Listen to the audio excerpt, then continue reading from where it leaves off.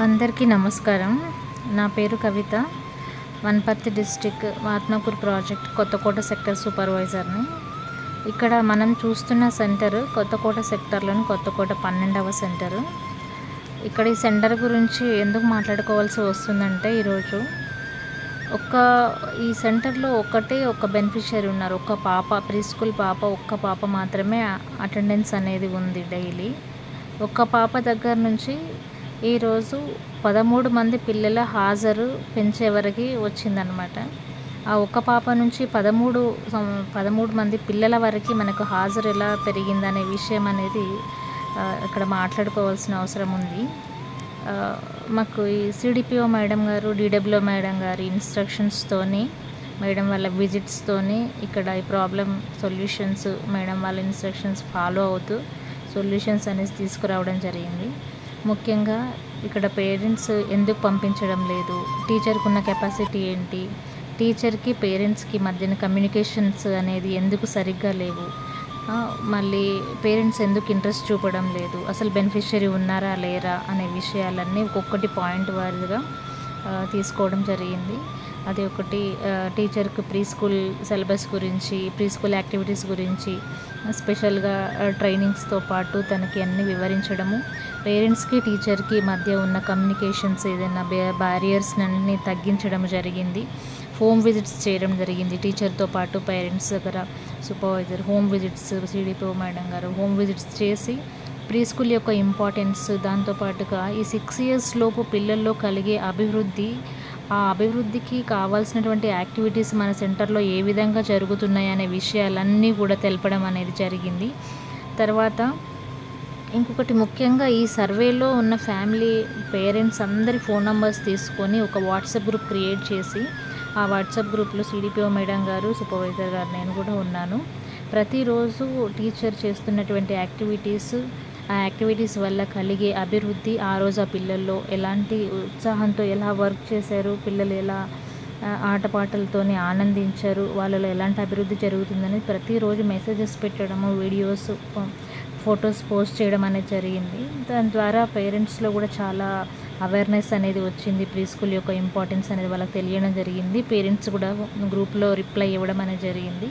ఈ విధంగా పేరెంట్స్కి, టీచర్స్కి కమ్యూనికేషన్స్ అంతా పెంచుతూ ఉంటే వాళ్ళలో అవేర్నెస్ కలిగి ఈరోజు సెంటర్కి 13 మంది పిల్లలు అనేవి వస్తున్నారు. ప్రతిరోజు ఒక్కరు కూడా లేనటువంటి సెంటర్కి 13 మంది పిల్లలు రావడం అనేది చాలా సంతోషకరం. దీనికి తోడ్పడినటువంటి మేడమ్స్ అందరికీ చాలా చాలా థ్యాంక్ యూ మేడం.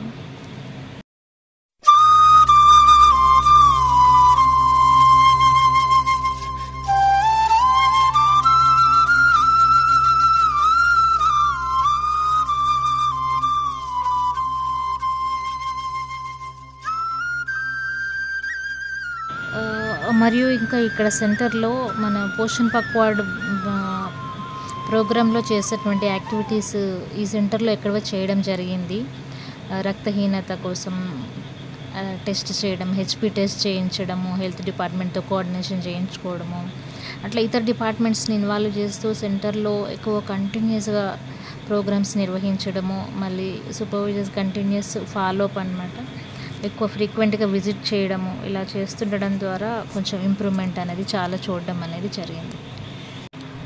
పేరెంట్స్ కూడా వాళ్ళ యొక్క ఫీడ్బ్యాక్ని అందించారు. చాలా సంతోషం ఉంది. కొత్తకోట 12 మెంబర్స్ సెంటర్ నుంచి మాట్లాడుతున్నాను, అంగన్వాడీ సెంటర్ నుంచి.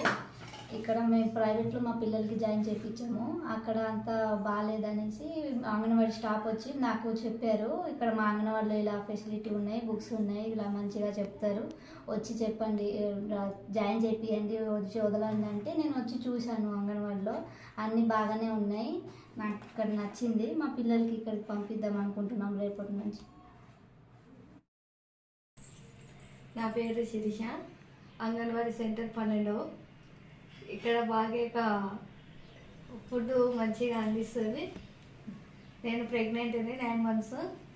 ఇక్కడ గుడ్లు, పాలు, ఆకుకూరగాయలు, పాలకూర, మెంతెం కూర, మునక్కాయ కూర అన్నీ ఇస్తుంది. మంచిగా ఇక్కడే వచ్చి భోజనం చేసిపోతాము. ఇక్కడ మంచిగా ఇంటి దగ్గరైనా పండ్లు తినాలి, ఆకుకూరలు మంచి ఫుడ్ తీసుకోవాలని చెప్పారు. ఇక్కడ మంచిగా ఫుడ్ ఇస్తుంది. మధ్యాహ్నం ఇక్కడే తినేసి వెళ్తాము. మా పాప కూడా ఇక్కడికే వస్తుంది, డైలీకి అంగన్వాడికి వస్తుంది.